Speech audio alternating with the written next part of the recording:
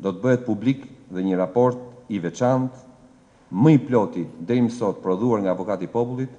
në lidhje me gjendjen e komunitetit rom në pjesën më të madhe të vendbanimeve të tyre, aty ku dhe identifikohet numri më i madh i problematikave. Avokati i Popullit siguron qytetarët se do të jetë ndërkohë gjithmonë në mbrojtje të interesave dhe të drejtave të tyre ligjore. Ne do të vazhdojmë të përkrajmë dhe të mbrojmë të drejtat e personave me aftësi të kufizuar, veçanërisht asaj pjese jo të vogël që ende sot nuk kanë marrë prej muajsh pagesat e aftësisë kufizuar. Avokati i Popullit do të trajtojë me shqetësim dhe përkushtim problematikat e gjakmarrjes,